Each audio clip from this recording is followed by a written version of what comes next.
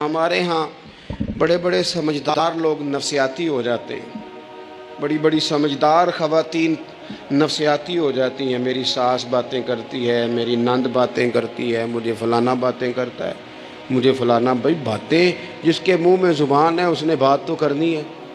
اب آپ نے کیوں یہ دعویٰ کر لیا ہے کہ آپ اتنے اونچے چلے جائیں کہ آپ کو بات ہی کوئی نہ کرے؟ کیا حرج ہے اس میں؟ اگر کوئی آپ کو بات کر دے تو کیا ہیں ہم؟ کسی نے کر لی تو پھر کیا ہوا؟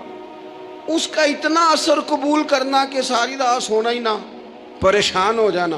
اور بعض لوگ ایسے ہیں جنہیں اتنی باتیں نہیں ہوتی جتنی انہیں ٹینشن ہوتی ہے۔ یعنی وہ دو بندے کونے میں کھڑے ہیں تو میری ہی بات کر رہے ہیں۔ او بھائی تو اتنا اہم نہیں ہے، انہیں کوئی اور کام بھی ہو سکتا ہے، تیری بات ہی انہوں نے کرنی۔ بلا وجہ لوگ سمجھتے ہیں کہ میں بڑا اہم آدمی ہوں، وہاں بھی مجھ پہ تبصرہ ہو رہا ہے، یہاں بھی ہو رہا ہے۔ اس پہلو سے باہر آئیں، اس کمپلیکس سے نکل آئیں۔ ابن حزم کہتے ہیں کہ مصر میں ایک تاجر بڑا کامیاب ہو گیا تھا، بڑا کامیاب تاجر ہو گیا۔ تو زندگی میں جتنے لوگ بھی کامیاب ہوتے ہیں ان سے حسد ہوتا ہے، اس سے بھی اس کے ارد گرد کے لوگوں نے حسد شروع کیا۔ اب تاجروں نے پلاننگ کی کہ اسے خراب کیسے کرنا ہے۔ وہ ایک دن اپنے گھر سے نکلا، سفید کرتا سفید پگڑی باندھ کے باہر۔ اب 5-6 لوگوں نے پہلے سے منصوبہ بندی کی ہوئی تھی۔ ایک صاحب اسے ملے، کہنے لگے ماشاءاللہ آج تو سفید کرتے پر سبز امامہ، سبز پگڑی بڑی ہی اچھی لگ رہی ہے۔ تو وہ ہنس کے کہنے لگا لگتا ہے آپ سو کے اٹھ کے آئے ہیں، پگڑی تو میری سفید ہے۔ اس نے کہا چلو پگڑی تو سبز ہی ہے، باقی آپ نہیں مانتے تو آپ کی مرضی۔ وہ آگے بڑھا تو اب چونکہ پلاننگ تھی تو ایک شخص اور ملا، اس نے کہا کیا بات ہے، سفید کرتے پر آپ کا پیلے رنگ کا امامہ کیا جچتا ہے؟ اس نے کہا یار کو خدا کا خوف کر۔ ہنس کے کہا کیا ہو گیا، تیری اینک کا نمبر تو نہیں تبدیل ہونے والا ہوا؟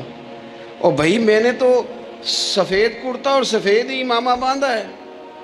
اب 2-3 لوگوں کی دفعہ تو وہ مسکرایا، لیکن وہ ڈھیر سارے لوگوں نے منصوبہ بندی کی تھی۔ وہ جب چوتھے کے پاس گیا تو اس نے بھی کہا کہ کیا بات ہے سفید کرتے پر پیلے رنگ کے امامے کی؟ اس نے کہا پیلا کہاں ہے؟ اب وہ غصے ہونے لگا۔ اب وہ چھٹے کے پاس گیا تو اس نے کہا جناب کیا بات ہے سفید کرتا اور کالا امامہ؟ اب وہ غصے میں اتنا باولا ہوا کہ پہلے ہنسا پھر رویا، پھر اسے سمجھ نہ آئی کہ دکان کا تالا کس چابی سے میں نے کھولنا ہے۔ بس وہ شام ہوئی تو اس بیچارے کو بچوں نے روڑے مارنے شروع کر دیے۔ وہ اتنی تکلیف میں آ گیا کہ لوگ اسے پاگل کہنے لگے۔ کیوں؟ اس لیے کہ لوگ منصوبہ بند، افواہ تھی نا کہ میری طبیعت خراب ہے، تو لوگوں نے حال پوچھ پوچھ کر بیمار کر دیا۔ لوگوں کی باتیں، لوگوں کے تبصرے، لوگوں کے کومنٹس۔